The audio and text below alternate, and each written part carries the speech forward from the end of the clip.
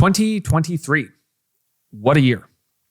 Once again, for the 27th year of my life, the single biggest year of personal growth and professional growth that I've experienced. And in this video, I'm going to recap everything that happened and everything that I learned after spending 2 weeks in Germany completely off the grid, looking through my journals, looking through my calendar, looking through my photos with an attempt to take everything that happened and package it up for two people. One, my future self. So in 50 years, when I look back on 2023, I can look and say, this is what happened and this is what I learned. But I also want to distill all my mistakes and failures and things I tried, things that are working, down into some actionable frameworks that you can use in your own life to either avoid things, the paths that I've taken that were incorrect, or follow the path that I've been on that has been working well for me. So I appreciate you clicking onto this video. If you stick around till the very end, I promise you're going to walk away with quite a few lessons. And that was my goal. So the overall structure of this video is I'm first going to talk about the bullet points that summarize everything that happened this year, because that's how I start my review. I just make a big long list of everything that happened and try to summarize my year in 10 bullet points. And then from there, I'm going to dive into the lessons and realizations I had across health, wealth, relationships, business, travel, hobbies, everything. And that will be the full script of the video. That's how things are going to go. I'm going to keep it raw. I'm not writing anything. I'm not using the teleprompter. I'm just kind of jamming on this stuff. So one quick thing before we dive into what happened and what I learned this year. If you want to do this process for yourself, I've created a comprehensive guide to doing your own yearly review at theyearlyreview.com. This is the entire process I used during my time in Germany to distill everything I learned this year and everything that happened. Also, I've filmed this video after outlining the blog post that I've written or will have published by the time you're watching this, that breaks down everything that happened and everything that I learned this year in text form. So if you prefer to read, or if you're looking for some holiday reading to see this in visual format or whatever format that is, you can check the first link in the description here to read the blog post version. But without further ado, let's dive into 2023. So like I said, my goal was to look back on all of my journals and photos and calendar and to-do lists and everything to distill everything that happened into a list of bullet points that I could revisit in 1 year, 2 years, 5 years, 10 years, 50 years to summarize 2023. So to do that, I came up with 12 bullet points. Number one, I bulked up 28 pounds. I hired 7 team members. I averaged 18,000 steps a day. I built my dream production studio. I crammed at least 500 espressos. I doubled the profit of my business. I flew my mom first class to Greece. I gave the eulogy at my dad's funeral. I got into my first relationship in years. I took 34 flights visiting 18 cities in 6 countries. I learned how to sell and run a sales team. And finally, I developed a pure, financially abundant mindset. So now I'm going to do a little bit of a mini deep dive on each one of those. I could make entire videos around each of those bullet points, which I'm not going to do in this one. Maybe I'll do in the future if there's interest on specific topics. But basically, I'm going to go one by one down that list, because that's exactly what I did. I came up with how to summarize the entire year. And then I said, okay, what actually went on within each of those? And then that led me to the lessons and realizations, which I share in the second half of this video. So let's dive in. Bullet number 1 on 2023, I bulked up 28 pounds. So if you put a side by side of myself during this time last year and last year's 2022 review video, I look a little bit bigger. I went from about 180 pounds to 208 pounds, which sounds like a big jump until you realize I used to be 280 pounds 4 years ago. So I went from 280, got all the way down to 180, and then I spent the last year rebuilding my strength and my general hypertrophy training, looking to get bigger because I wanted to kind of wipe the slate and then rebuild from there. So a couple things that happened on the health and fitness front this year. I stopped running. So at this time last year, I was running 10 to 15 miles a week, and I didn't like the way that was manifesting my body composition. I think if you look at a lot of runners, they don't hold a lot of muscle mass because it's hard to strength train and recover enough to build muscle when you're putting in that kind of mileage. I also know that I can run long into the future, but my window to get bigger and stronger is kind of limited. Given I'm 27, I think that time is slowly running out. So I stopped running this year and instead focused on following a low volume, high intensity strength training program, kind of following the Dorian Yates, Mike Menser, again, another rabbit hole that you could go way down. And basically said, I'm just going to get bigger all year. I'm going to try to add half a pound a week, which is, if you looked at the chart, I basically went from 180 to 208 in a straight line, very slowly, very linearly. I ate the same thing most days, 6 eggs and chicken breast in the morning, ground beef and rice for lunch, steak and potatoes for dinner. Basically repeated that as long as I could throughout the year. I didn't stick to that during the summer. I was in Europe hanging out and maybe didn't put on the best weight during that time, but all I did was focus on training hard all year. And I plan on continuing to do that all of next year, where my plan is to, I think everyone in their 20s should undergo like a 2-year bulking cycle where they just try to get bigger for 2 years, starting from a place of relative leanness. That's the plan I'm going with. So I plan on doing that at least until September, October of next year, because that's kind of when I started in 2022. And then from there, I know I can take on all the different areas of health and fitness that I eventually want to, like learning how to fight, do Brazilian jiu-jitsu, boxing, etc., given I built this kind of foundation of size and strength that I can maintain for the rest of my life. So that's my general fitness plan. I learned a ton this year, and I plan on talking more about what I've learned and how I generally operate in my plans going forward. So be on the lookout for some future writing and videos on that front. Bullet number 2 is on the business side, which is I hired 7 team members. So we grew a ton this year. The business ended up doubling, which I'll talk about in a little bit. But at this point last year, I remember thinking I didn't want a team above 4 or 5. I didn't like the idea of having a ton of people reporting to me, having to spend a lot of my day in the management side, being unable to kind of do deep work. And my deep work definitely took a sacrifice or took a hit this year as I had to spend more time hiring and training. But I realized that just because we were operating at 80 to 90% margin business at this time last year versus what we're doing now, like 60, the big difference in that 20, 25% is those are really payments you're making to yourself to handle all those roles. Where now I've removed myself from a lot of the operational things that I was doing on a day-to-day basis that for some reason I thought I needed to continue to do.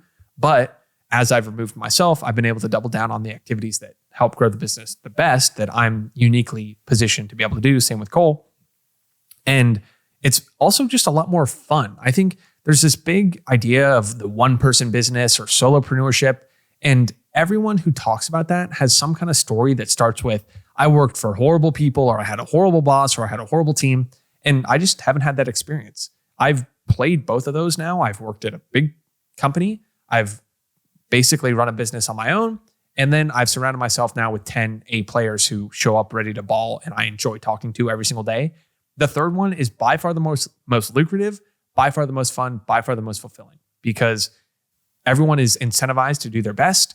The business compounds on itself because everyone's doing a better job, rather than you trying to wear all these different hats where I've hired people that are better than me at the role I was playing, which I didn't think was possible because that was just in my head of, oh, I'm the only one who knows how to do this. But you quickly realize that when one person gives that area all of their attention, they're much better at it than you.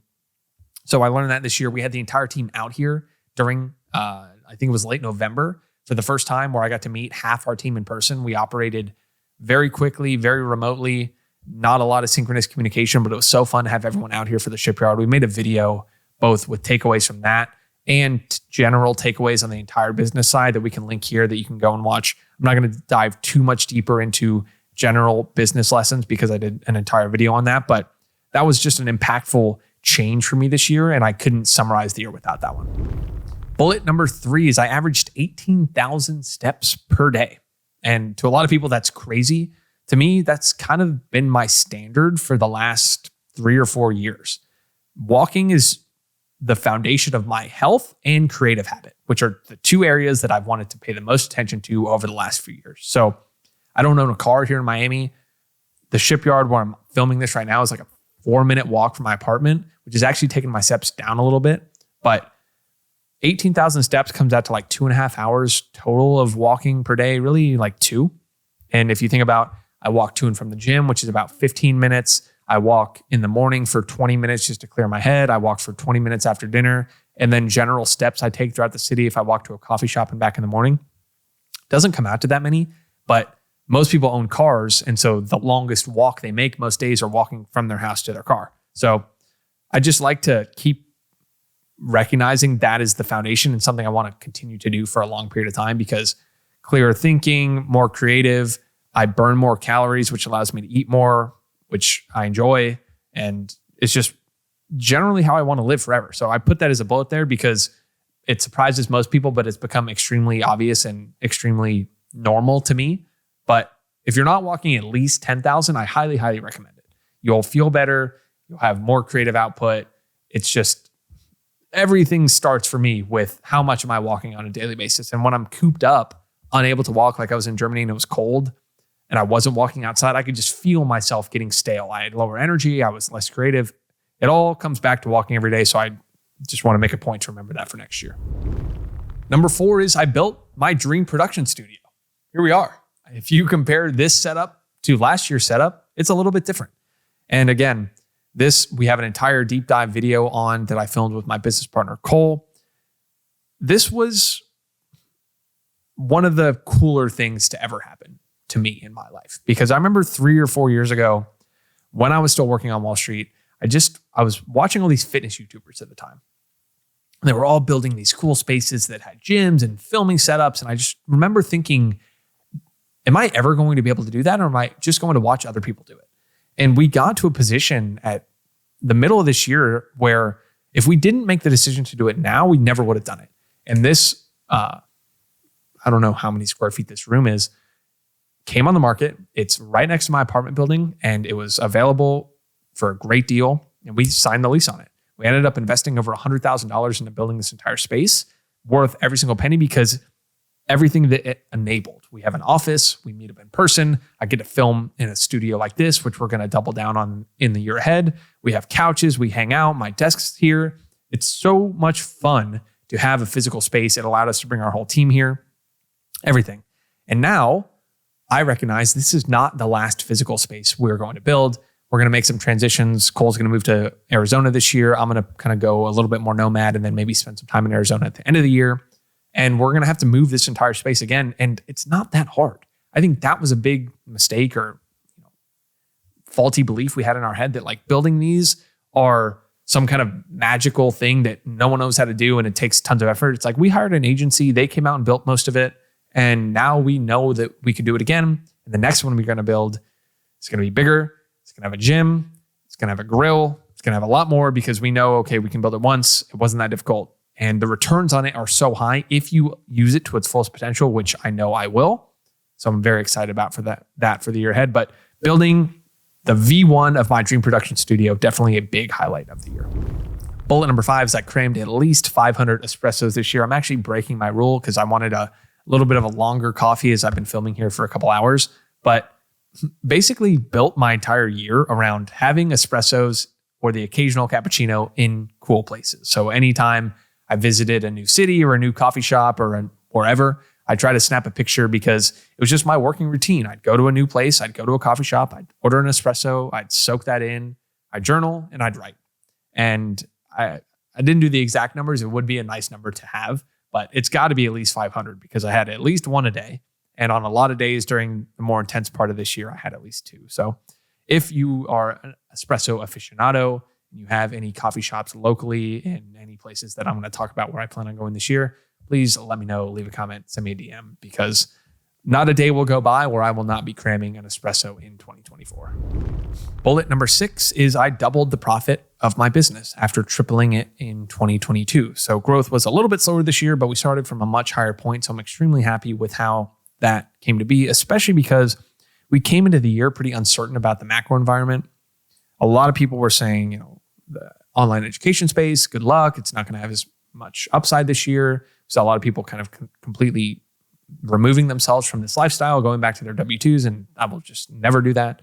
I will never work for someone else again. That is a staple for me.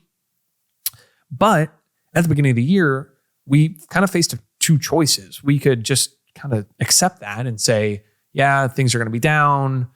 We're going to do what we can. We're going to salvage what we can. Or we could say, maybe this is an opportunity for us to double down on what we're doing, further invest in ourselves, further invest in our education, further invest in our media quality. And that's exactly what we did. And it feels good to sit here at the end of the year with that feedback loop kind of fully brought to fruition, where it was super uncertain and risky to make the types of investments we made at the beginning of the year and throughout the year relative to what people were saying. But now we can comfortably say, anytime we make an investment in ourselves, in our education, in our skill set, we are the type of people who make that a positive return investment. So that is both a confidence thing where I know I'm going to continue to invest in myself in the future.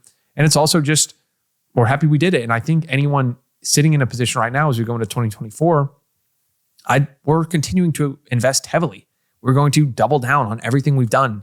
We're going to reinvest into the business, more talent, more team members, better quality, better products, everything, knowing that it doesn't really matter what's going on externally. If you can continue to surround yourself with A players, build a high quality product, the general macro environment, interest rates, Fed, whatever people want to talk about, do not matter as much as you think if you can just remove all that noise and focus on giving it your full attention, whatever it is you're building. So really a reminder to myself, we've talked a ton about entire business lessons, and you can click on that video over here. One, you can throw that up there.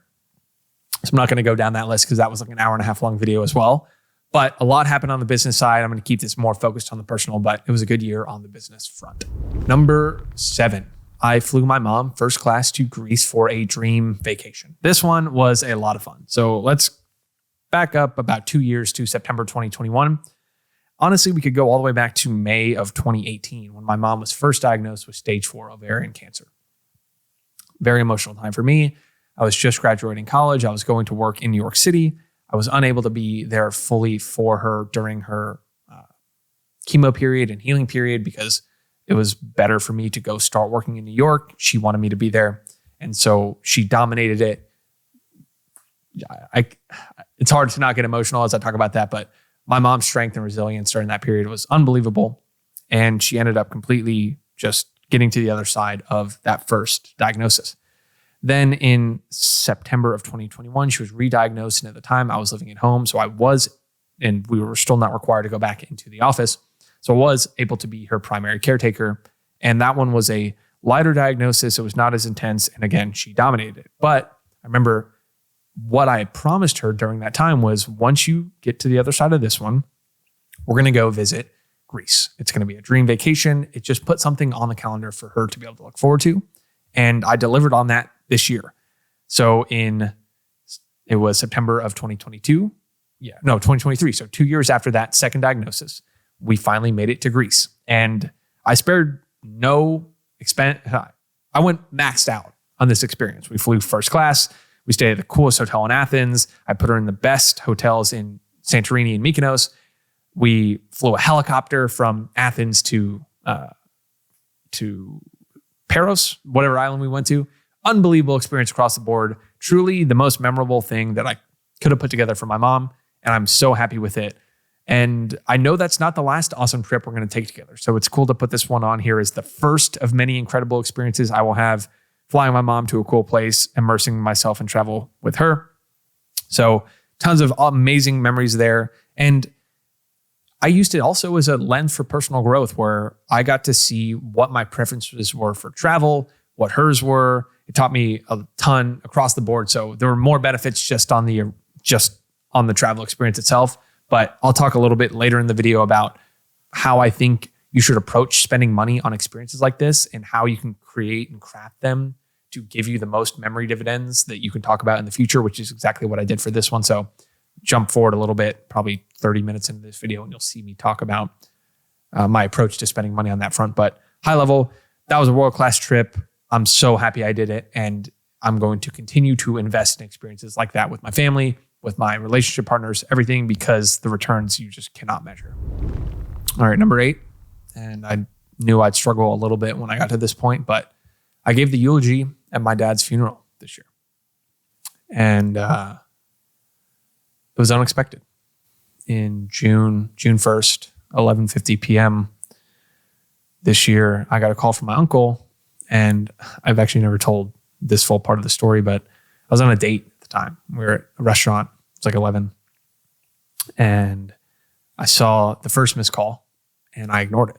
I said, why is my uncle calling me? Like, I've rarely talked to him. I mean, we're close, but for him to call me be completely out of the blue. And I ignored it. But I just knew something was up. And an hour went by, finished up drinks, said goodbye. And on my walk home, I got back to my apartment and just something felt extremely off in how I felt. And so I gave my uncle a call, and part of me just, I don't know why, but I just knew something was wrong. And he called me, or he picked up and said, he was definitely very emotional at the time, that my dad had died unexpectedly in the middle of the night from a stroke.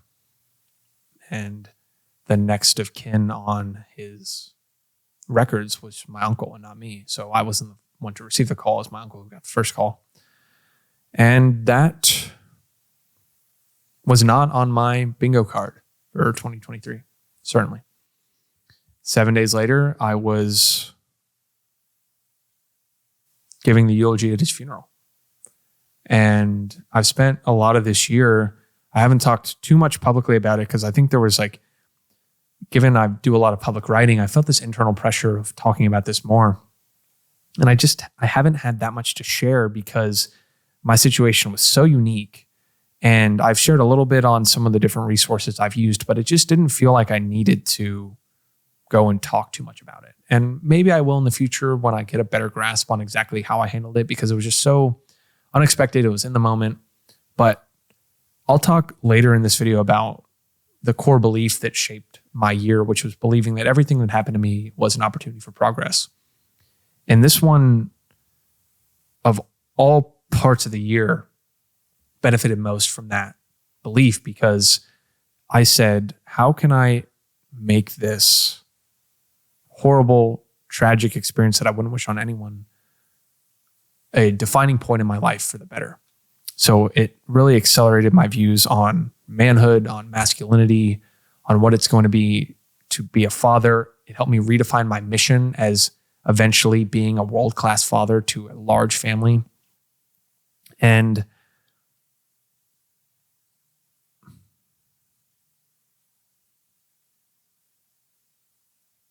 yeah, it's going to be, I think the most difficult part about losing a parent or a close loved one is you have the initial sting, which is more of a shock. And then it's the subtle reminders of when you do something for the first time without them. So examples that happened this year that continue to come up were my dad and I, the last thing we did together was go to Ray's opening day, which we'd been doing for 20 years together. I don't think we missed very many. And it was cool to be able to fly home and take him to that game. And that was our last experience together because I was back in Miami for a few months after that.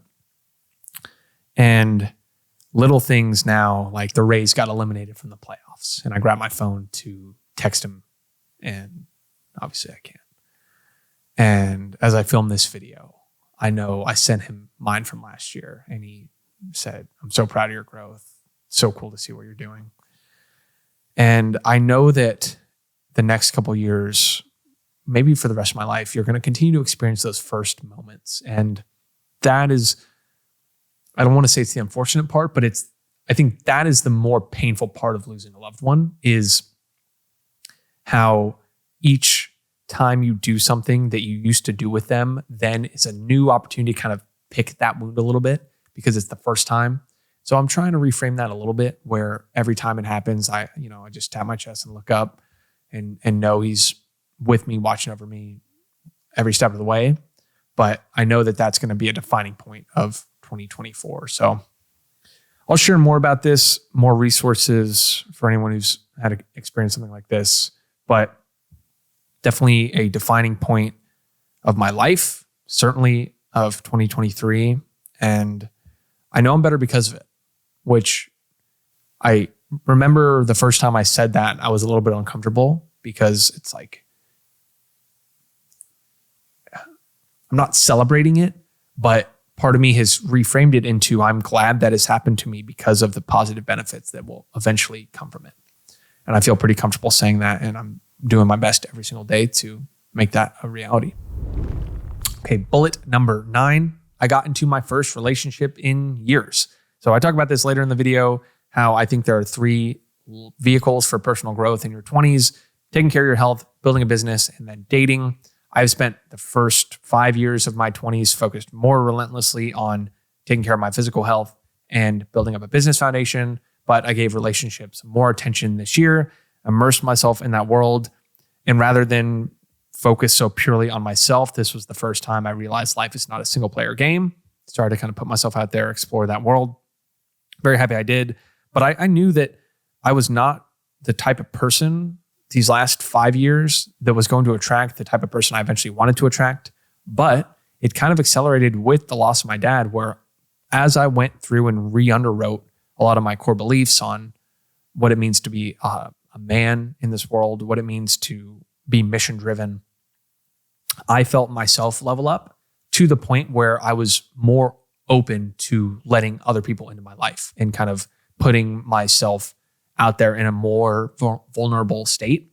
And it led to an awesome relationship that I'm in right now, that I'm, again, learning more about myself and the world every single day. So obviously a big bullet that came from a lot of other bullets in previous years building up to this, but feels good to be able to say that. And I continue to think 2024 is going to be an awesome year on that front as I continue to learn and grow and reap the rewards of the personal progress that comes from getting into a relationship where you just learn so much more about another person, how to deepen a relationship, how to be the type of person that is supportive in a relationship that you don't get if you're just surface level dating. So very excited for that for the year ahead, and obviously a big bullet for this year.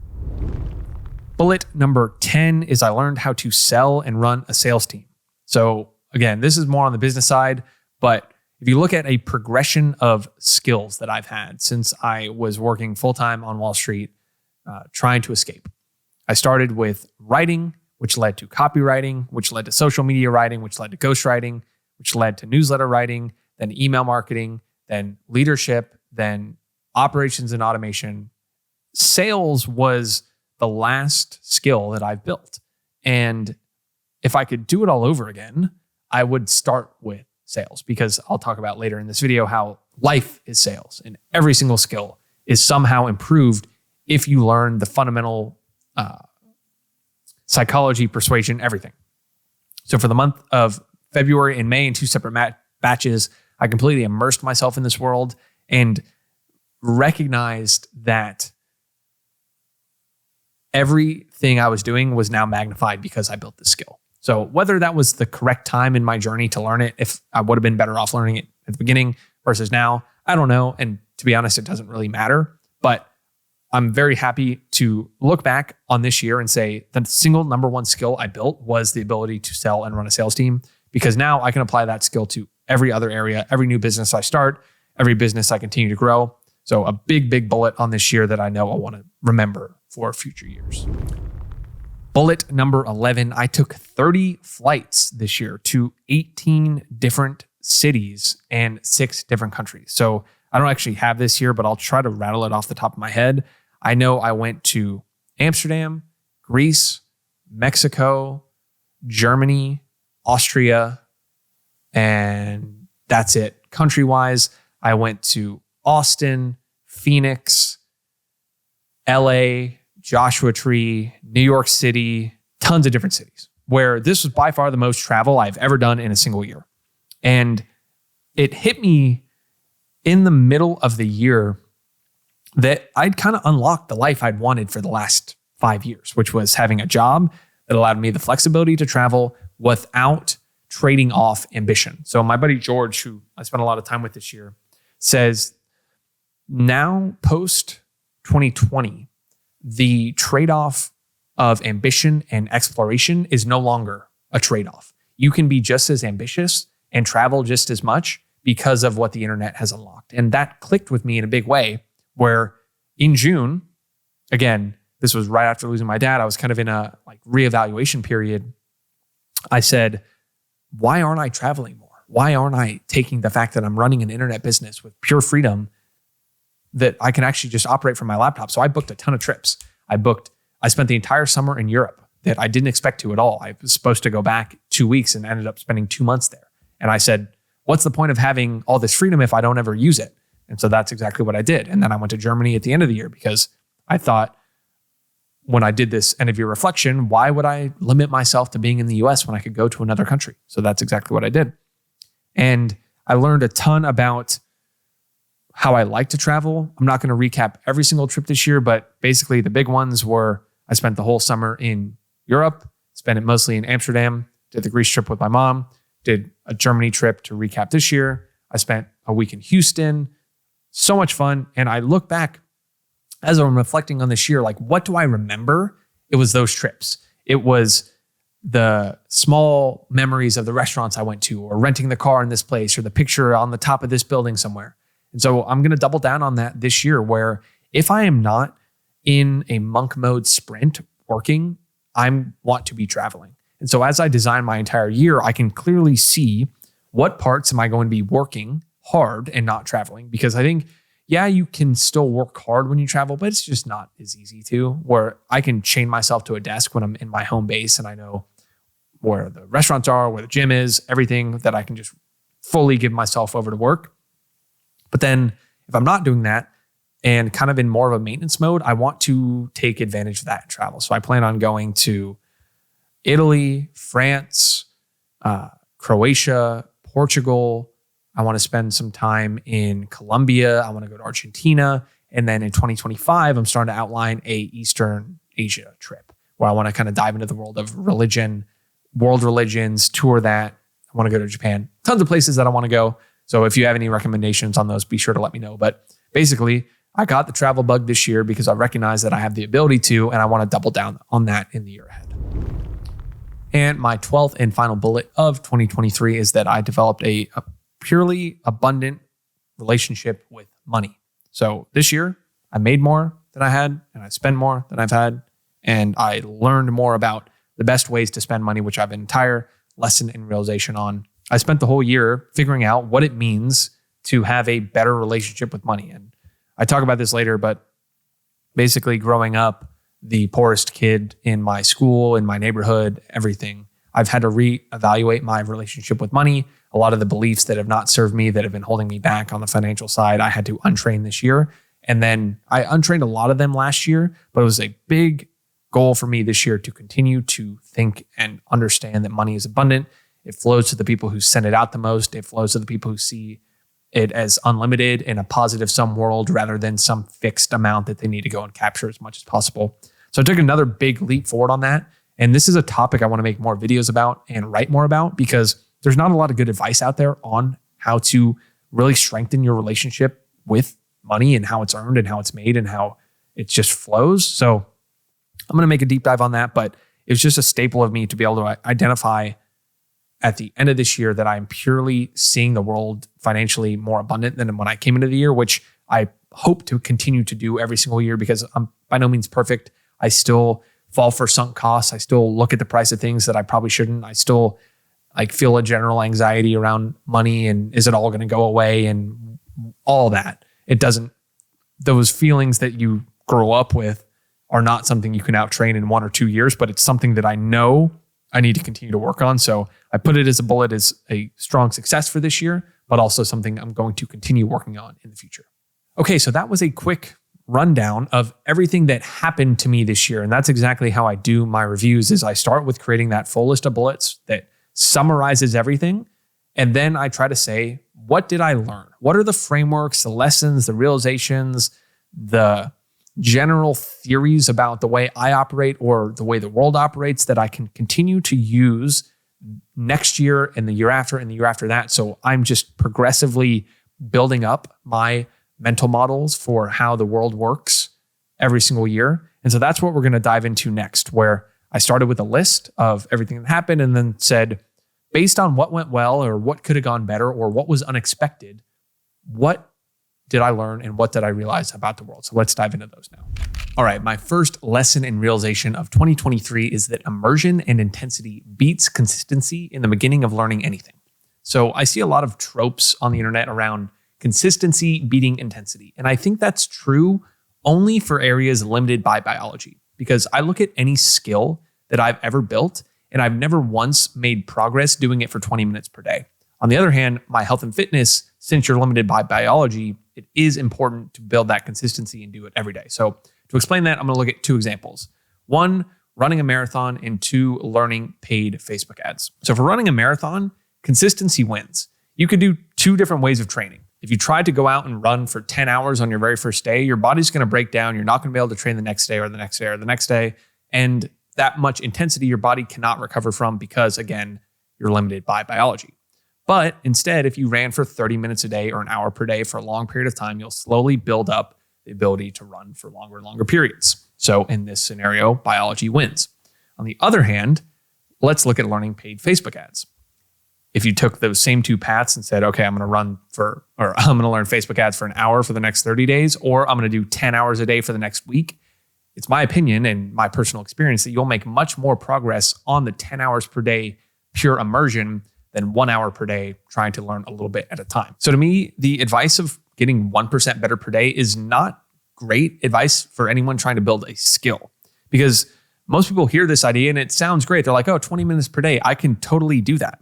But then they give it a whirl for a week or two. They don't see any results because they haven't done enough input or volume to get good at it. They conclude that consistency doesn't work for them, and then they totally fall off. I've always kind of intuitively felt this, but this year I saw it in action with two specific scenarios that I'll break down where I had different results for each of them. I tried to learn two skills this year. I tried to learn many skills, but two main ones. One, learning how to sell and run a sales team and take sales calls, and the other, a completely different skill, learning how to make house music. The first one I approached with complete immersion. This was learning to sell, take sales calls, and run a sales team. Over the span of 4 weeks, I read 6 books on sales, inhaled 2 courses, took 50 sales calls. Basically, every second of the day for 28 days, it was all I thought about. And what do you know? I acquired the skill very quickly. I was able to learn it myself and then hire 2 people to train it to them and then hire another person to train them, basically because it was all I thought about for a long period of time. Now, on the other hand, I approached learning to DJ with consistency. So I signed up for one-on-one coaching for 2 hours per week, every single Friday, trying to say, okay, I'll get a little bit better each week. But every week for 6 weeks, the cycle kind of repeated itself. I would get to my end of the week. It'd be Friday, I'd be tired. I would kind of be like, oh, do I really need to go do this? I'd show up. For the first hour and a half, I would just spend the time trying to relearn what I learned last week. And most of the time, I never even got back to that same point. And then the last 30 minutes were kind of a waste of time where I'd be frustrated and again, thought I wasn't making any progress. So I was frustrated. That led me to think I didn't like DJing at all. And I eventually stopped. But as I reflected on the year, I realized that my $1,500 for private DJ lessons were not completely wasted because I learned this lesson, which is, had I approached learning to DJ like I learned sales with one or really a week, at least probably 2 weeks of complete immersion, multiple hours per day, my guess is I'd be spinning tracks pretty well right now. But because I tried to just do 2 hours per week, I wasn't making any progress. I didn't get the addictive feeling of getting better at something, so I didn't want to go back the next time. And you could tell that because I didn't immerse myself, I didn't build that feedback loop of a little bit better and then better the next day and then better the next day. It was just too slow of progress. So that's what I plan on doing this year with anything I'm trying to learn. So I do plan on learning to mix house music again. But when I do it, it's going to be a 2-week immersion during the summer in Europe where it's all I think about. And then I will have that skill for the rest of my life.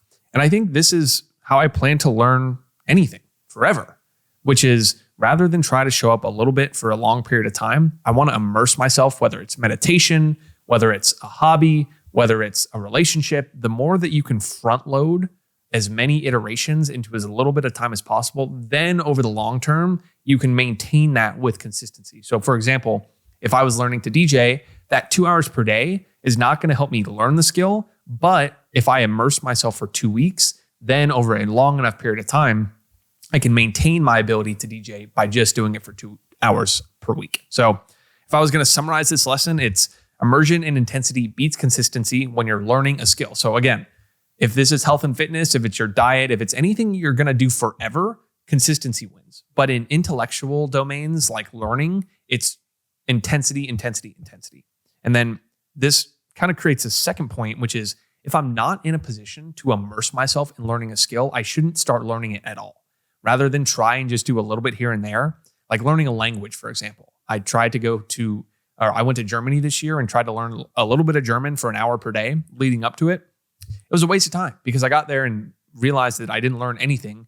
But during the week I was there, I just practiced speaking it to any person who spoke German, which was everyone in the entire city. And I learned far more than I did in the 4 weeks prior. So again, another little reinforcement where I've just seen this pattern throughout my life of anything that I've learned has been from pure immersion.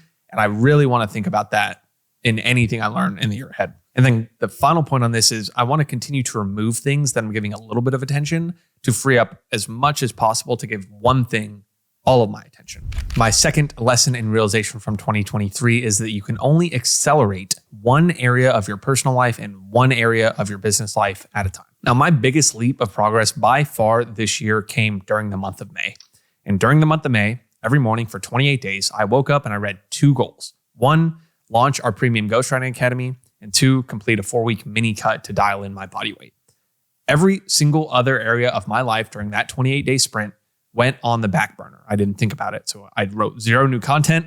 I didn't shave or get a haircut. I talked to nobody outside my team. I had every meal decided in advance. I listened to 0 podcasts and read 0 new books. And guess what? I succeeded heavily in both of my 2 goals because I gave them all of my attention. One of them was my personal life. The other was in my business life. I got in the best shape of my life before my 5th college reunion and basically launched an entire business from scratch that ended up doubling our monthly revenue run rate. Now, aside from the importance of focus, which I've learned that lesson many, many times and will continue to learn that lesson because I will continue to forget it, this one taught me an important difference between acceleration and growth. So here's what I mean. Acceleration is, if you're a physics guy, the rate of change of velocity. So when you do something faster than you used to, you are accelerating it. So if I'm going 10 miles an hour and then I am suddenly going 20, I accelerated by 10 miles an hour.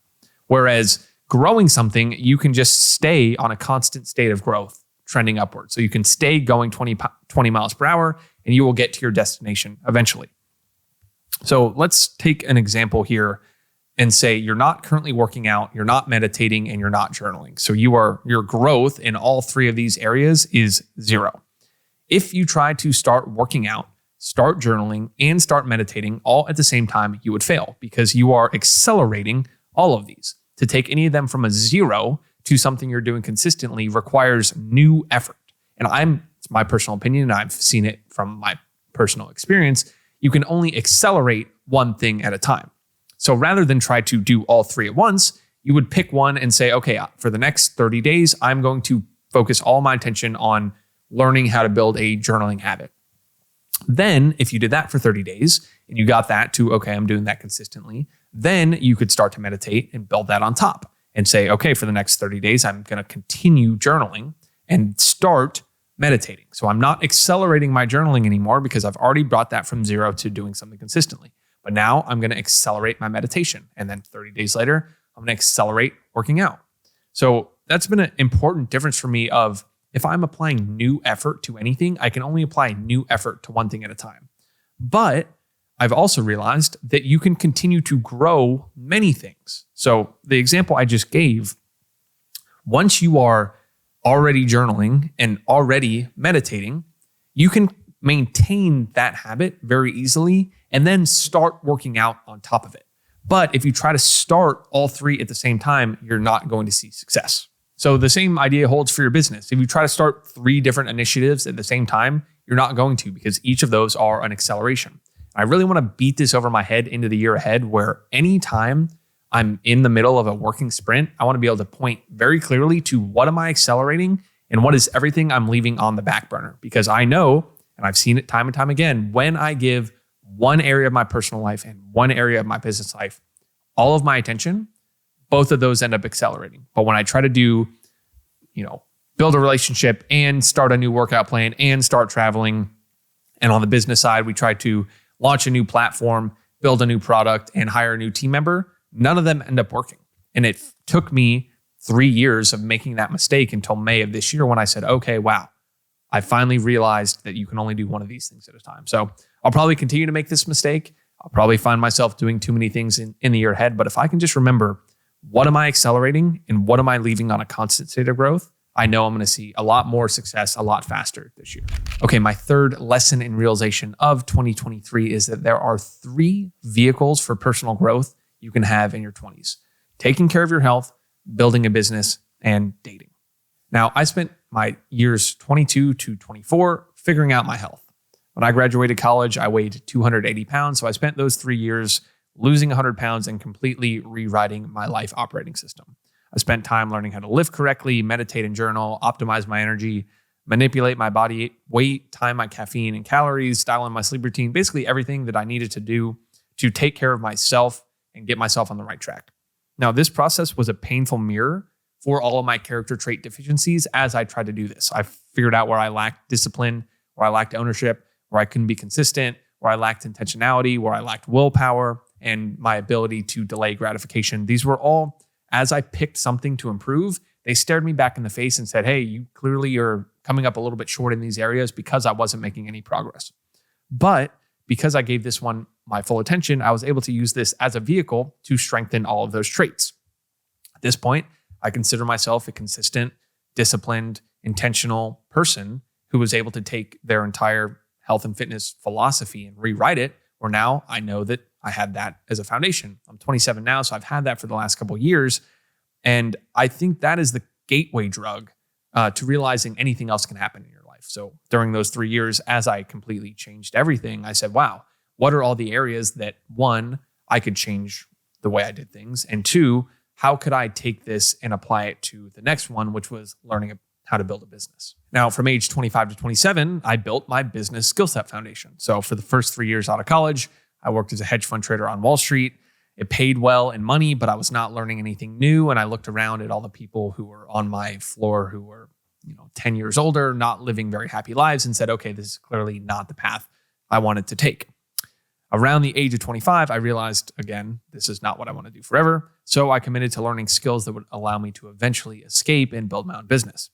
Now, I'm not going to shell out my entire business journey here, but basically, I spent the last 3 years building a foundation to build any business, which is, I think, copywriting, ghostwriting, email marketing, sales management, offer creation, AI prompt writing, operations and automation, onboarding, customer success, hiring, training, management, and leadership. I've spent the last 3 years building several different businesses, each to over 7 figures in revenue, just as a way to learn these skills, where I picked a business and had to pick something to get started. Is it the business I'm going to run forever? Who knows? And maybe I'm looking back on this video in 20 years saying, yeah, that was the business I ran for 4 years or 5 years or 6 years. Who knows? But I know that it's allowing me to build skills that I could eventually reapply to everything else. And again, by no means did I learn all these at once or did I have any kind of plan. All I've done is followed a cycle where I picked something to start, which 3 years ago was writing a newsletter. And as I tried to grow that newsletter, I'd run into a plateau. I'd figure out what the plateau was, what the skill that I was lacking that allowed me to break through that plateau was.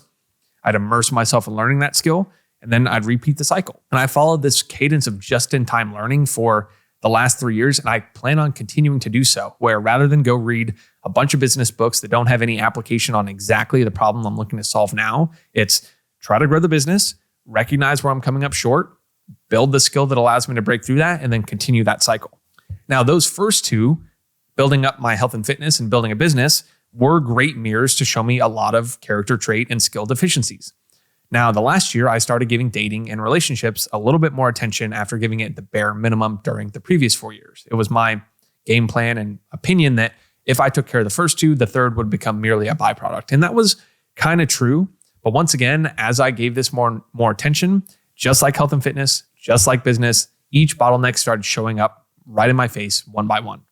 I learned how to control my ego. I learned what it meant to frame a situation, empathy, adaptability, vulnerability, fear of rejection, outcome detachment, emotional intelligence. Each of these came up as, hey, you need to go learn how this works if you want to continue to progress in this area. I think since I learned how to identify bottlenecks from the business and the fitness side, I was able to accelerate this much faster. And from a sequencing perspective, I'm pretty happy I took this route, or I did the first two, and the third was a lot easier because of how I treated the first one. And here's the beauty of it. These 3 vehicles, I might even change this to these are just 3 vehicles for personal growth forever because they don't end.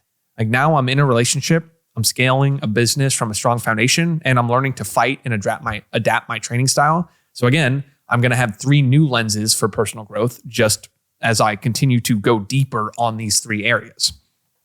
And the big realization here was that the dating and relationship side was kind of the missing piece I felt on the overall kind of building of my character, where yes, I could take care of my health. Yes, I could build a business, but those were almost single player games. And now I'm learning how life is not a single player game. And I know that over the long term, my mission is to build a generational family. And so again, it's not going to be just a single player game this entire time. Now, to summarize, the only reason I'm able to realize this is I can look back on my last 5 years and say, what are all the skills that I built and how did I actually go about building them? And every single thing has been through the identification of I'm trying to improve one of these 3 areas. I'm unable to. Why? And rather than go back 5 years ago and say, okay, here are all the things I want to go learn. I need to go read all these books on them at the same time.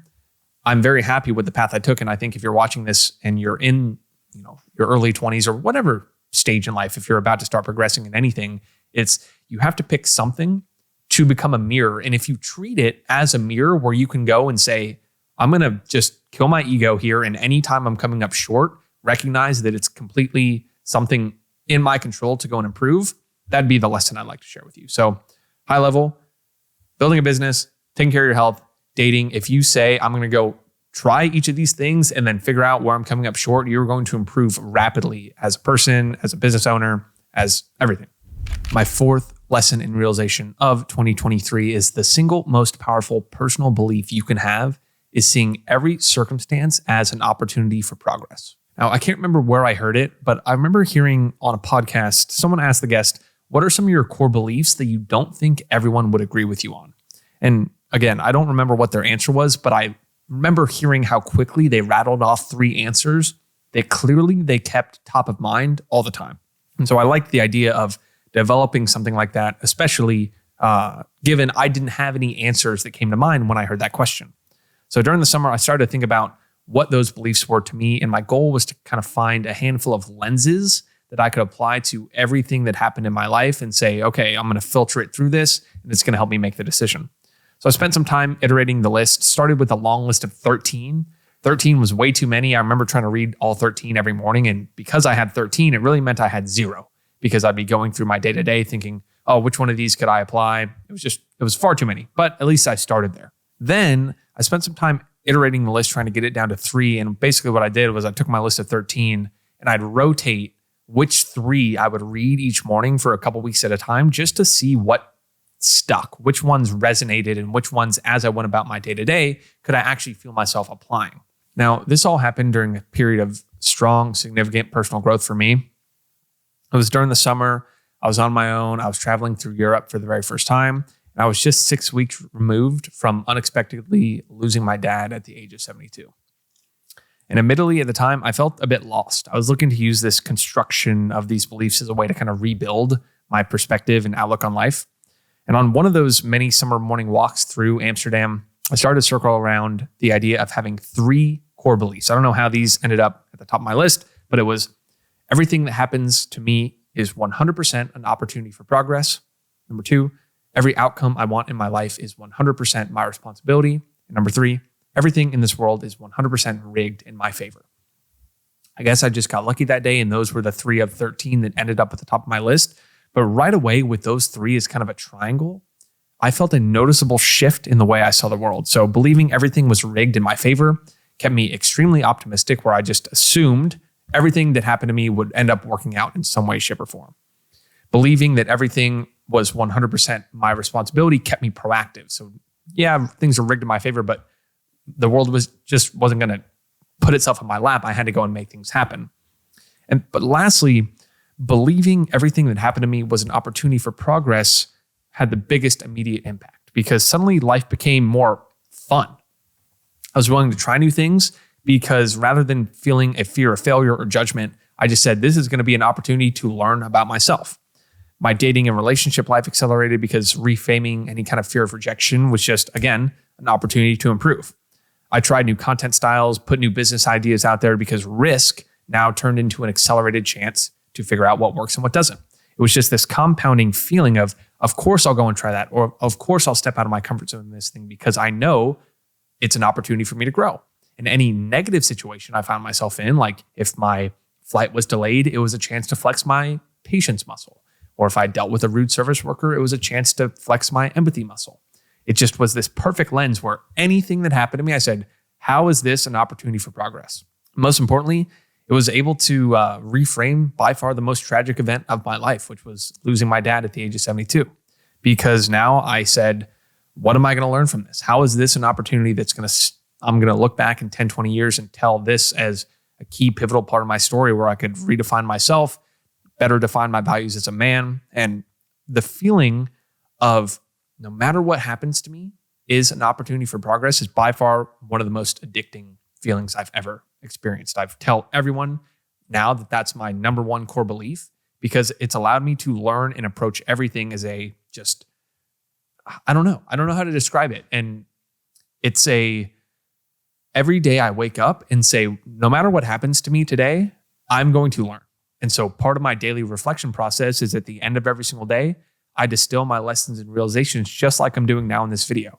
So the 13 lessons and realizations I came up with this year, really I found as a kind of curation and combination of all the lessons and realizations I had on a daily basis, which came from this core belief. So I've read this single thing every single morning for the last 5 months, and I've yet to find a place where it didn't serve me. So again, if you're looking for a single core belief that you can run with in 2024, just start to identify or truly believe that every single circumstance you come across, you are going to grow from. Again, life becomes a lot more fun, and it's something I plan on keeping this top of mind every morning for the rest of my life. My fifth lesson and realization of 2023 is that you should be investing your money in 5 places: buying memory dividends, normalizing success, paying down ignorance tax, convenience, and improving your energy levels.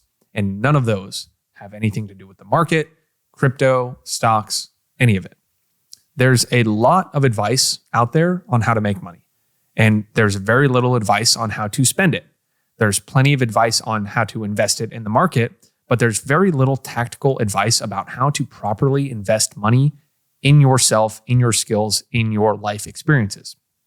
So this is really an outline for a book I want to write over the long term about unconventional investment advice that has nothing to do with dollar cost averaging into the S&P 500 or buying crypto or any of that. Now, I've learned these 5 different areas through a lot of trial and error, where over the last few years, I've been trying to better develop a financially abundant mindset where I grew up the poorest kid in my neighborhood, my entire school, my friend group, everything. Everyone else that I surrounded myself with had more money. And I grew up also with a family background of scarcity. It was, hey, this much money was coming in and we needed to save as much as we could. And there was no way to think about making more of it. There was probably a little bit of a rich people are evil, building wealth, the accumulation of wealth is evil. And I've spent quite a bit of time trying to untrain those beliefs as I've realized that you are paid and the wealth that you are able to generate is just a proportion of the value you create for the world. Again, that deserves an entirely different deep dive video that I plan on making. But basically, I've now recognized as I've become more financially successful and started to spend money and learn how to, that these 5 areas are the clearest way to generate a return on the income you're making, especially early on in your 20s as you're kind of striking that balance of saving, starting to earn more, but also reinvesting in myself to build my capacity to earn more. So just to break down each of those 5 areas. The first is memory dividends. So this comes from the book Die with Zero by Bill Perkins. Single-handedly the best book I read this year. It has completely changed my relationship with investing in experiences. So high level, the concept of a memory dividend is that when you buy an experience, so I'm going to use an example of when I was 24, I spent $7,000, which was a large chunk of money to me at the time. I don't remember the exact percentage, but a sizable amount to buy a ticket to go to the Super Bowl during the 2020 season where the Bucks, I'm from Tampa, Tom Brady, first year in Tampa, Super Bowl in Tampa. So it was going to be the first home game Super Bowl winner if they won. I remember thinking, this is truly a once in a lifetime opportunity. I will never, ever have the chance to see Tom Brady, the best quarterback of all time, play in my home stadium that I went to a bunch growing up for my hometown team. And so I spent a significant amount of money for that. At the time, I thought, okay, if I buy this, great. I get to go to the Super Bowl. It's a lot of fun. And I still ended up doing it. But this last year, when I learned the concept of a memory dividend, I understood through that context how powerful that purchase was. Why? When you buy an experience like that, you're not just buying how much fun you had that single time. What you're really buying are all the future times you get to relive that memory and tell that story to someone else. So the concept of it is basically the experience itself. You're buying an asset. And then for the rest of your life, that experience pays you in dividends. So right now, as I retell the story, I just collected a memory dividend on that investment. Anytime someone mentions Tom Brady, I get to tell the story of going to the Super Bowl. Anytime someone mentions the Tampa Bay Bucks, or anytime someone mentions football in general, I can tell that story. And that has clicked for me in a big way because now I see the positive returns on travel. And as I construct some of the different trips that I took this year, how I can make sure that in each place, I'm doing something that is going to generate a memory dividend. So rather than just go somewhere, how can I upgrade to do this experience that I know I'm going to have awesome pictures from, or I'm going to be able to tell people about?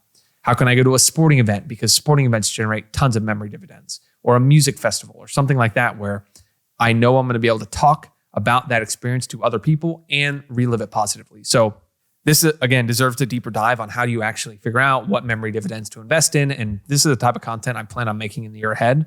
So leave a comment, let me know if you want me to do a deeper dive on this. But that's the first area that I think everyone should be investing their money and learning how to create a framework for.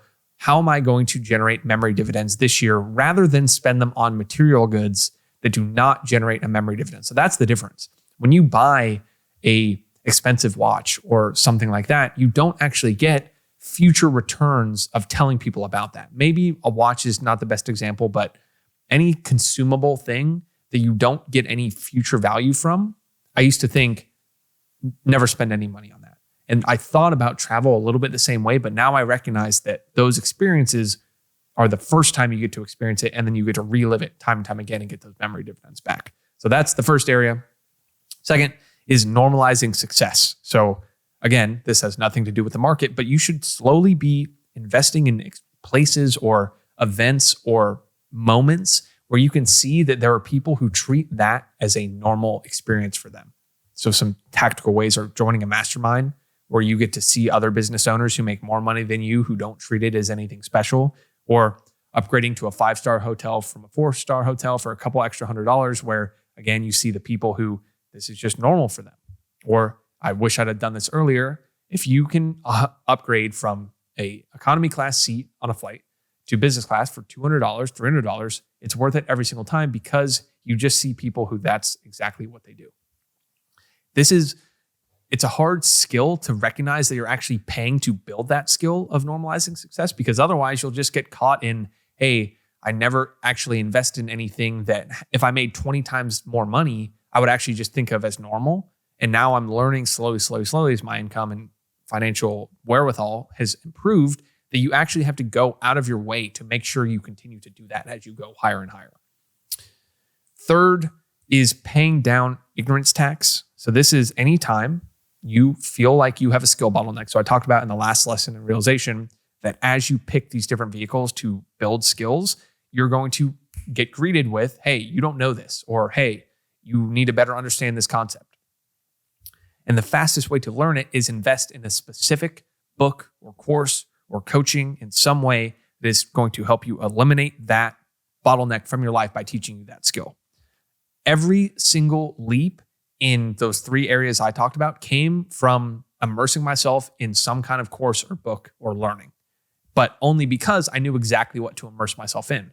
So the return from a skill improvement perspective was so fast because I knew, hey, I will get to the next level if I learn how to do this. So I'm going to go invest some money to pay for speed rather than trying to do it on my own, because I know I'm going to continue to improve faster and faster and faster if I tighten up that feedback loop of identify the bottleneck, remove it, pay for it, make it faster, find the next one, find the next one, find the next one. So now I have enough evidence in myself that anytime I invest in education, I'm the type of person that gets a positive return from that.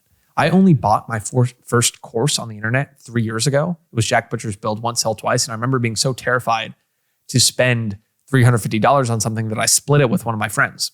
But to this day, every single time I've invested in myself, I've been the type of person who said, I need to go redeem or get maximum return on that investment. So it brought about a new level of effort. So it kind of has this like compounding effect where when you invest in yourself in learning something new, you're more likely to go bring the level of effort to get a positive return on that. And you just continue to compound that all the way. Same with the one I just talked about, normalizing success. When you splurge a little bit for the better hotel or the better apartment or the better plane seat, you're naturally a little bit more motivated to make that a regular thing, which raises your level of effort.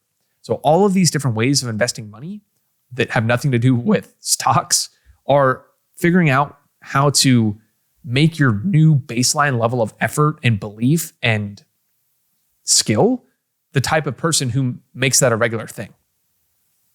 Number 4, this one's a little bit more tactical, but convenience. So I've hired someone to clean my apartment, hired someone to help me with travel. Early on, I hired someone to do meal prep for me. I have my groceries delivered. Anything that wins you back time, I wish I would have started doing sooner. I did a decent job of this when I was in New York and over the last couple of years. But aside from the first 3 of memory dividends, normalized success, and paying down ignorance tax, convenience, by far, when you are the type of person who uses your time well, you'll recognize that if I can just remove all these other things that I'm spending time on, I can reinvest that time into a higher leverage vehicle, which is exactly what I've been able to do.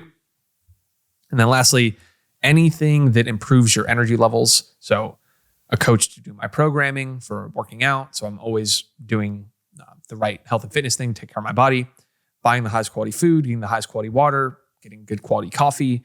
Anything that makes me more energized, more able to work, more charismatic, more outgoing has had a generally high return. So these are the 5 areas that I think if you have any money, rather than invest it in the market, if you're constantly investing into these 3 or 5 things, your ability to earn more goes up rather than putting it somewhere that you have no control.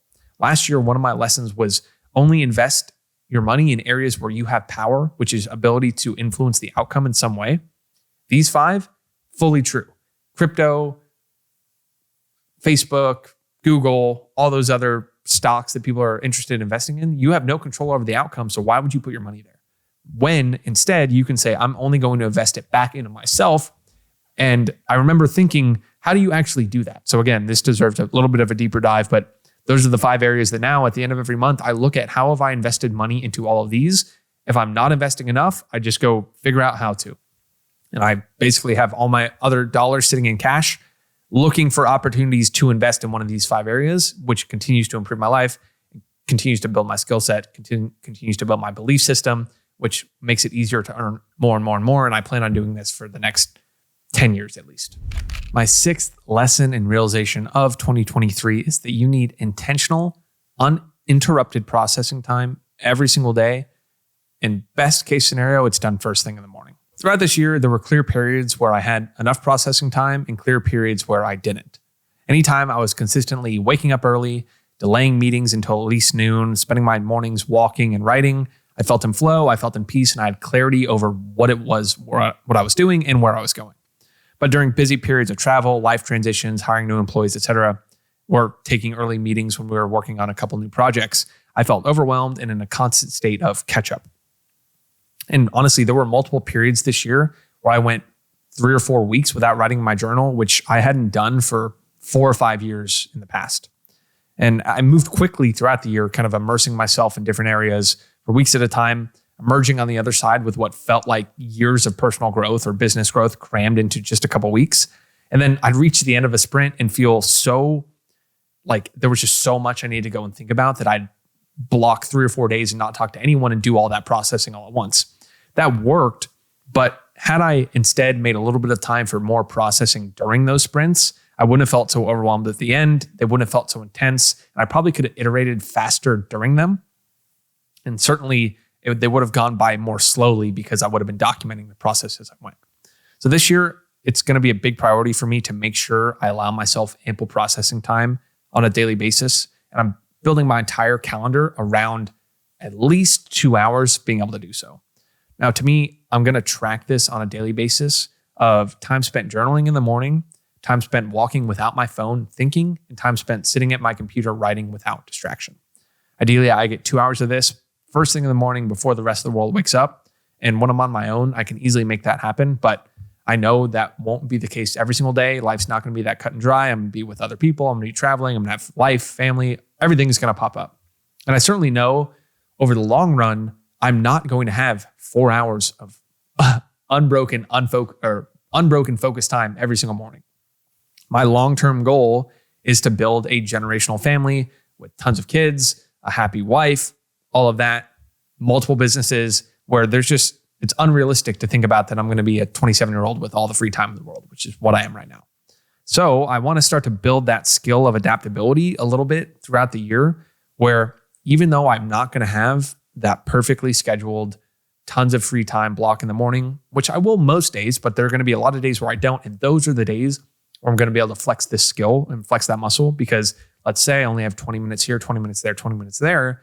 Am I going to say, now I'm not going to do any kind of writing or processing because I don't have 3 hours?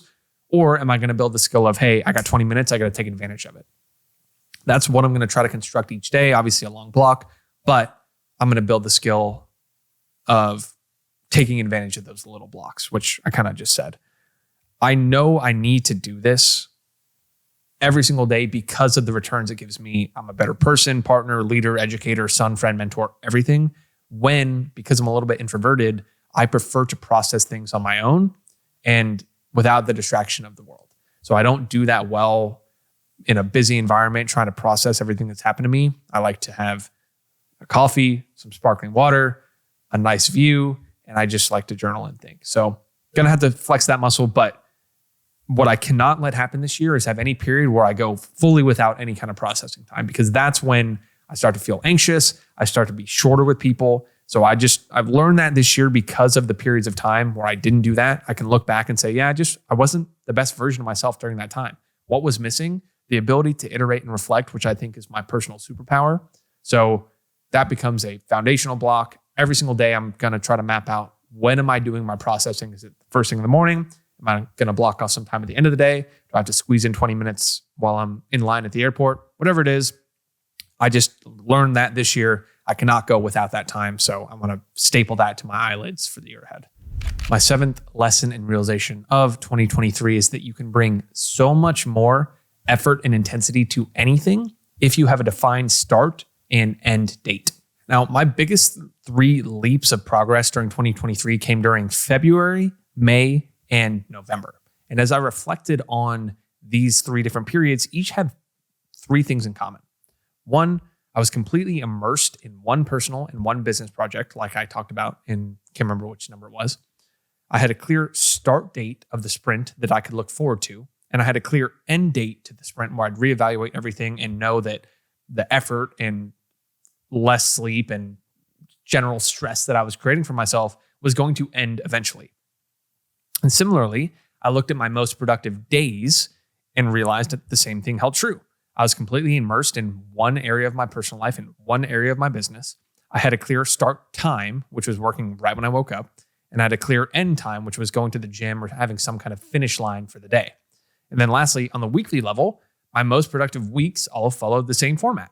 I'd focus on one area of personal, one area of business. I'd hit the ground running with intensity Monday morning at 5 a.m. And I'd have something on the calendar that marked the end of the week. Afterwards, I'd be relaxing, preparing for the next one. And usually that was Saturday night or some kind of end of the week dinner where I'd have friends. And I could look forward to that. And I realized I can show up and do anything when I know when it's going to end. And the inverse is true. It's very hard to bring effort and intensity to something that you don't know is when it's going to end. The Navy SEALs use this in their training. They never tell their trainees how long the run is going to be. So they just start running. And some days it's a few miles, some days it's dozens of miles, some days it's 100 miles. And it's not the pain of actually running that causes these Navy SEALs to quit. It's the uncertainty of how much longer the pain is going to last that has them go and ring the bell. So I take that into my daily life and say, I need to make sure at any time I know from a macro level, how long is this current sprint lasting? Or am I even in a sprint? Like right now, it's December 18th, and I'm not working very hard relative to other periods of the year. But I know come January 1st, once the holidays are over, once all of our team is aligned, once we are kind of through all the general family stuff and whatever you have to do, I know I'm going to hit the ground running. Because I had that start date, I'm able to relax right now, because otherwise, if I didn't have that start date, I'd feel guilty being unproductive because I didn't know when I was going to turn it back on. But I've proven to myself time and time again that during those periods of intensity, I bring it. And so I can rest and recuperate knowing I'm recharging for the sprint ahead. And then similarly, in the middle of a sprint, when I know it's going to end, I can push harder and harder and harder because, hey, I'm not doing this forever. I'm not running 100 miles. I have 4 miles left. And when you see that finish line, it's so much more powerful. So I want to keep that in mind throughout the year. Basically, anytime I'm working during the day, I want to work on a timer. During the week, I want to have a dinner at the end of the week or some kind of party or some kind of rest period or some kind of free calendar day, whatever it is. And then on a macro basis, I want to know, hey, for the next 6 weeks, we're dialed in. It ends on this day. We're going to reevaluate everything at this time. And if I can stay true to that, I can take all of the times that I made progress this year and learn from them, because that's exactly what I had during all those leaps of progress. I had the start date, end date, and focus on one or two things. Similarly, I know that anytime I'm not in a sprint like this, I can take my foot way off the gas because of the relative returns that these intense periods have when I give them my full attention. When I'm not working as hard as I am, I can be resting fully, which is what I'm doing now. So kind of a long-winded way of saying set a start date, set an end date, and work on a defined sprint rather than let the uncertainty of when is that going to start or when is that going to end kind of lead to less effective sprints and less effective recovery time. So during the year, I want to be fully on, fully sprinting, knowing when it's going to end, or fully resting, fully recharging, knowing when it's going to start. My 8th lesson and realization of 2023 is that progress starts with rigidity, but the long-term goal is intuition and adaptability. So for the last 5 years, I've been playing a single player game, and that served me well, where I needed to set myself up financially, physically, emotionally to best serve the eventual people that I wanted to bring into my life. However, my long-term vision is not to play a single player game forever. I want to build a generational family with generational wealth, passing down everything I've learned and earned to I have a vision to be a great-grandfather of tons of great-grandchildren, all sitting on my estate. I think that'd be the coolest thing ever, letting them all run around. You can look at the lineage passed down year to year to year. Anyway, that deserves a deep dive as well. But if I look at what I'm doing now and where I've been the last 5 years, it's been pretty rigid. I've had set times where I worked, set types of diets, set types of things I said no to. And that only works when you were 25 years old, single, with a ton of free time, able to take full control of your schedule.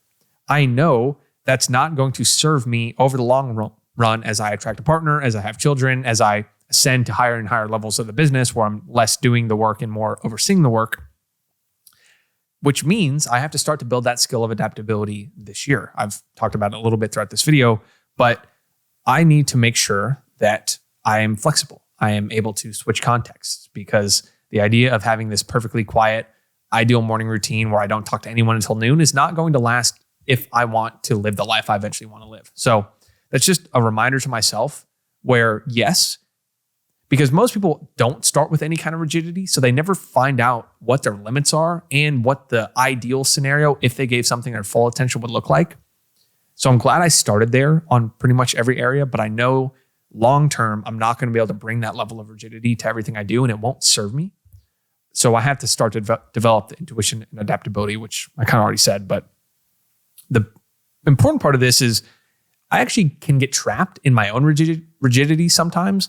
It's like, I call it a rigidity bubble, where I think I'm doing everything correctly, and then something comes along that kind of pulls me out of that, and then I break my routine for a bit, and I come back and I'm like, oh, that was kind of a waste of time. Why was I doing that? And I'm intentionally doing that multiple times throughout the year this year, where every 4 or 5 weeks, I want to go to a completely different city, go to a hotel, and then come back to my routine. Or when I'm traveling, I want to constantly be breaking my routine or being around different people, et cetera, because it shows you which parts were complete waste of time. And otherwise, I just think it's all worth doing. And so as I fill my plate more and more, I'm able to identify the parts of my routine that are essential. And that's what I'm looking to do this year. So started with rigidity. I know I want intuition and adaptability. So I have to go intentionally create that, the ability to learn what needs to stay. And I'll do that throughout the year this year. I'm making some progress here. My 9th lesson and realization of 2023 is that life is sales. Literally every single part of life is sales. So let's define sales. I define it as influencing someone, yourself included, to make a decision that is best for them. And to help someone make a decision, there are a handful of pillars that you need to have secured. You need to understand their current situation. You need to understand their desired situation. You need to build rapport and trust with them. You need to see things from their point of view. You need to validate them for whatever led them to making this decision in the first place. You need to align your incentives with theirs. You need to get a sense for their preferred communication style. And lastly, you need to help them identify and help overcome any faulty beliefs that are keeping them from making that decision. That sounds a lot like life, right? And I agree. And I realized that this year as I immersed myself into the world of sales. For 28 days in May, this was all I thought about. Books, courses, calls, reps. I was obsessed with learning how to sell. I hadn't ever sold anything in my life directly before that. So I was like, okay, this is a whole new world. Again, time to immerse myself in it. And with that lens so top of mind, I realized every single thing, every interaction I was having was sales of some way. Hiring, sales. Dating, sales. Parenting, sales. Leadership, sales. Copywriting, sales. Personal behavior change, sales. Talking to a customer support rep, sales. Getting a nicer table at a restaurant, sales. Every single thing. It took me until age 27 to realize this. I wish I would have learned it sooner. And now seeing that learning sales through experience is the single most important skill you can develop, I would have tried to do that earlier on in my general business career. So if I could go back to age 18, back when I was selling tutoring services, I would have figured out how to just get in front of more people to better flex that muscle. I was able to build the skill because I built a lot of skills before that allowed me to sprinkle the sales on top of and have a vehicle to go and learn that. But high level, if you're a younger person watching this, actually it doesn't matter what age you are. Just start to learn sales, dive into the world of sales, sell something to someone. Because once you figure out, okay, I have to go sell something, you build 20 different tangential skills that people call sales, which are really just how to be an effective communicator, effective human being, create things people want, all of it. So high level, I want to just inject that lesson in anyone watching is life is sales, start to learn it. My 10th lesson and realization of 2023, slogs will precede big leaps of progress. And when things feel at their best, expect the Mike Tyson right hook. How did I learn this? Okay. So my biggest period of acceleration this year was April, May, and June. Personal growth, business growth, every single thing accelerated in a massive way during that time. April was our worst business month of the year. We're shutting down a few products. We had to finish up fulfillment on them as we were shutting them down. We had a clear opportunity cost of a new business we wanted to start that was extremely lucrative, tons of demand, but we couldn't give it any attention until we completely scaled ourselves out of what we were currently working on. That was maximum pain. Every single day, it just felt like I was chewing glass because revenue was down, team morale was down. We knew that we'd eventually get there, and all I had to do was focus on getting everyone to see that of, hey, we're doing this. It's one step backward to take 2 steps forward, but it was difficult. It was hard emotionally. It was hard on all of us. And then May, I've already talked about, I completely immersed myself in my health and business and took everything to the next level. I felt on top of the world. The pain of the month before was over. Everything was finally coming together. We basically doubled our monthly revenue run rate in a month, and I was in the best physical shape of my life.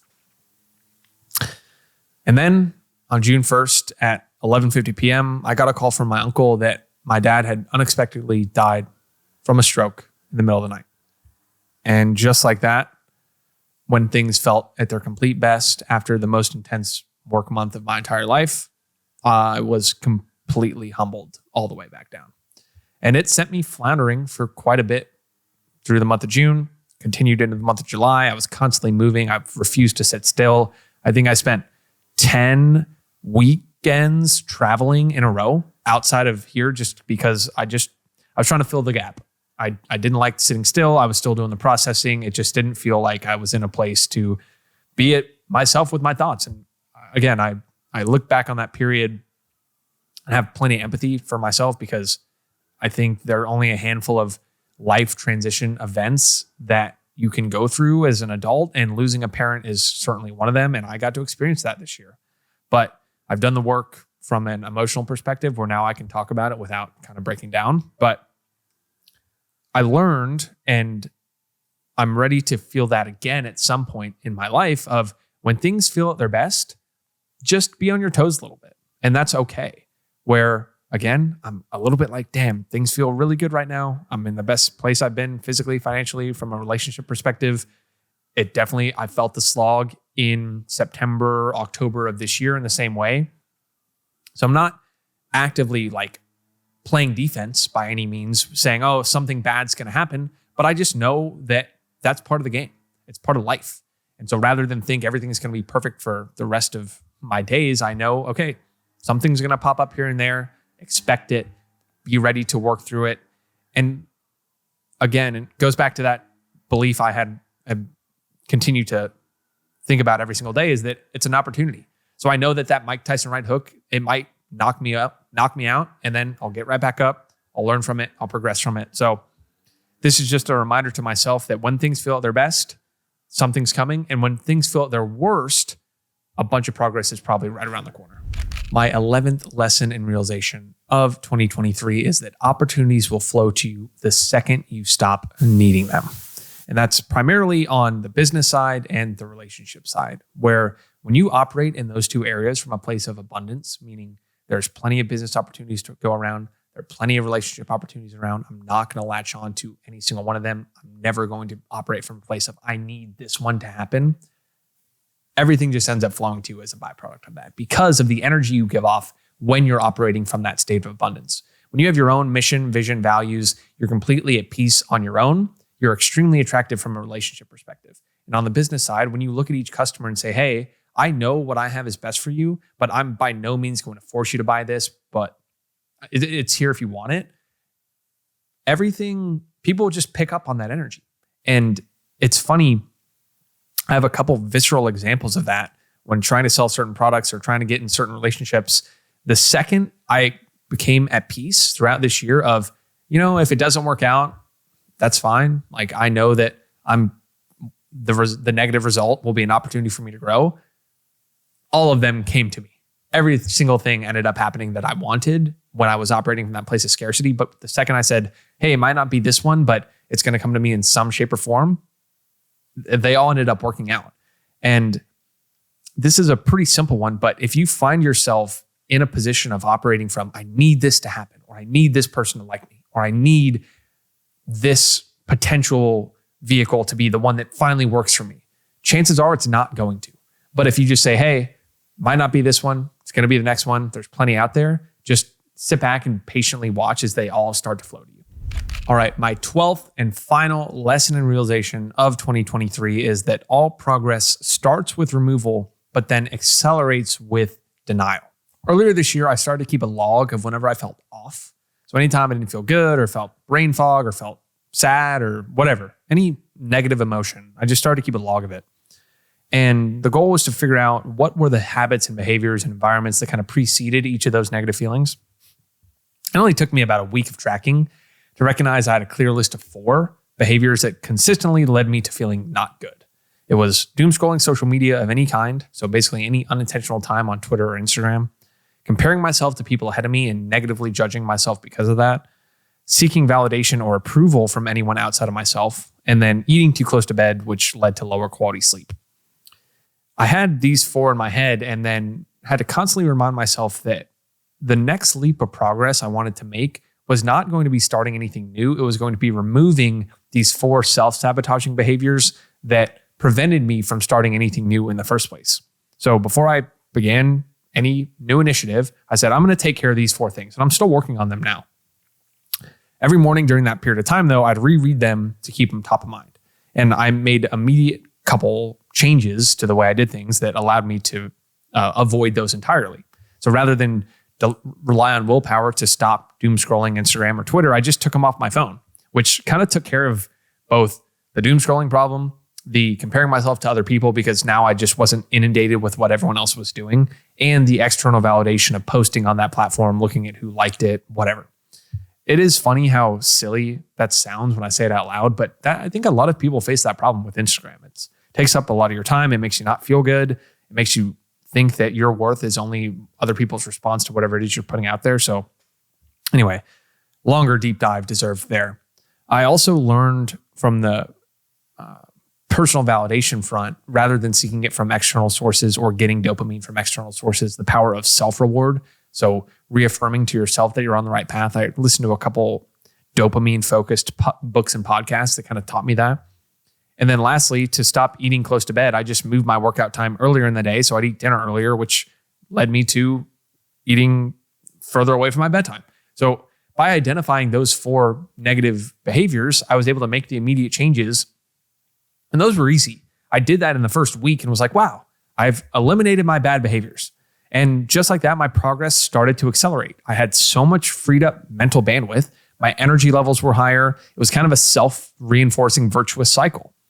But like I said, the initial removal was easy. I identified them. I was like, cool, progress starts with removal. Great, I'm starting to see progress.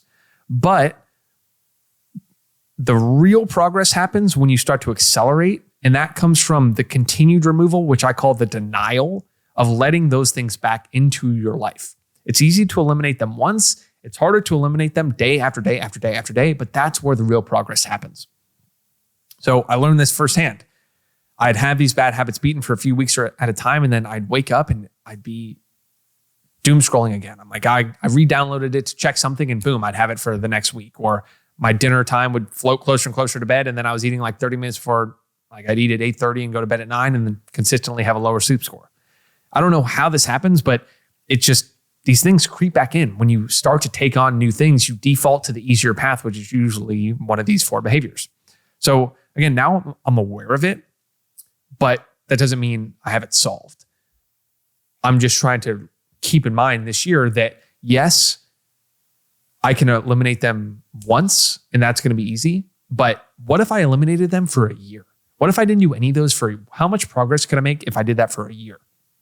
And that's what I'm trying to hammer home is yes, you can do it easily without them for a couple of days. But the real problem and the real difficulty is building the system that allows you to do it for a long period of time. So I don't have a perfect answer for this one, but I've recognized that during the big leaps of progress that I've already talked about throughout this video, it was the continued denial of self-sabotaging and negative habits. So again, mostly a reminder to myself, probably helpful to anyone watching that has recognized that it's really not about what you start doing, it's about what you stop doing. But the real secondary effect of that, because I knew that coming into the year, I knew, hey, when you want to take another leap, you have to stop doing things. But it's easy to stop doing them once. It's hard to stop doing them for a long period of time. And that's what I want to remember this year. All right. And that pretty much wraps up everything that's happened to me and everything I learned this year. My favorite part of reviews, however, is finishing with what I'm excited about. So I do this on a daily basis where I recap what happened and what I learned and then finish with what am I excited about for the day ahead. I do it on a weekly basis, do it on a monthly basis. So it only makes sense to finish 2023 with a big brainstorm of everything I'm excited to do in the year ahead. So on the health front, I'm excited to continue getting bigger and stronger, but I also plan on leaning down a good bit this year. So that'll be fun. I want to learn about the world of boxing and jiu-jitsu and start some combat training towards the end of this year. And I just want to continue to master my own mind, my own mindset, everything that I kind of have started to build on the meditation front, the self-awareness front, just to better understand what's going on up there at all times and how I can be more present in my day-to-day. On the wealth front, I'm excited to learn more about how to effectively make money and spend money, but mostly on the investing side of how to improve my quality of life. I think I want to write more about this. I want to make more videos about this of how to effectively invest the money that you're making so your life and skill set and everything improves rather than just put it passively into the market where you don't have any control over the returns. On the relationship front, I'm excited to double down on the inner circle that I built over the last few years. I have a handful of close relationships that I really want to nurture this year, and I'm excited to do that both here in Miami for a bit, globally as I travel to different countries, and just take the handful of friendships that I know I'm going to have for the next 50 years and invest heavily into them this year. On the business front, I'm excited to do a ton. I got plans to make more videos like this. I plan on writing every single day for 90 minutes, which is going to leave the outline for a lot of those videos. I'm excited to learn some new skills like paid advertising. I've spent a lot of time working on organic traffic, but I want to well-round my skill set, just like I did for sales this year on the paid ad front. I'm excited just in general to immerse myself in whatever opportunities present, whatever problems or bottlenecks or anything. I just want to immerse myself when I'm fully working. And then when I'm not fully working, I want to be fully relaxing. Speaking of fully relaxing on the travel and hobbies front, I want to visit a bunch of new countries. I want to spend a little bit of time without a real home base. So I'm going to cut my lease here in Miami in May and then travel to Europe for the entire summer and then maybe spend some time in Phoenix, maybe spend some time in Cape Town, Dubai. I have friends all over the place. I just want to see what it feels like to not have my roots anywhere and travel for a little bit more, knowing I could always come back to Florida, knowing I could always go to Arizona where Cole's going to live. Just explore a little bit.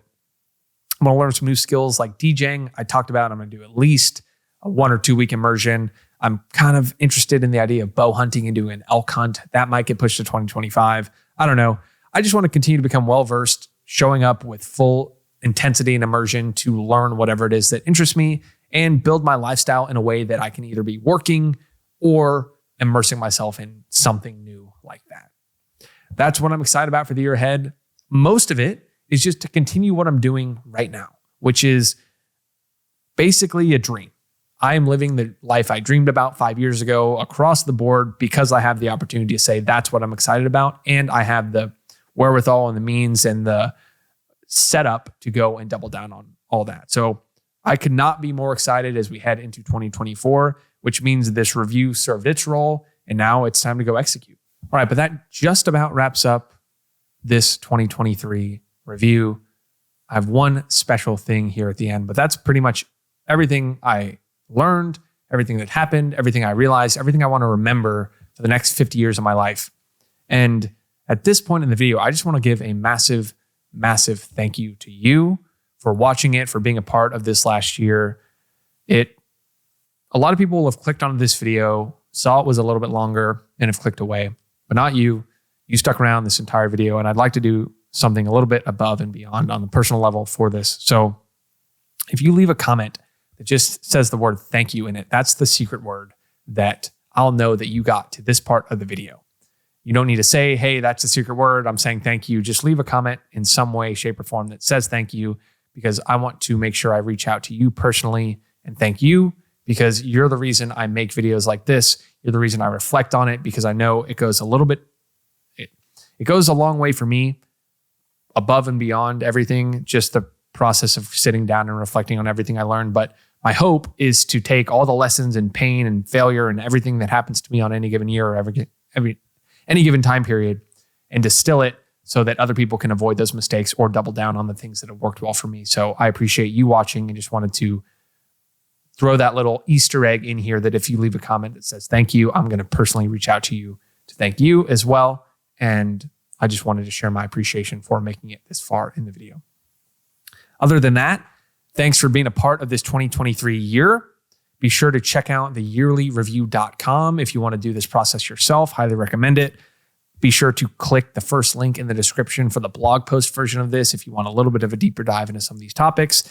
Toss the video a like if you enjoyed it. Subscribe to the channel, hit the notification bell, send me a DM, share this on Twitter, share this on Instagram, tag me, all that. I greatly appreciate you watching, and I'll see you in 2024. Peace.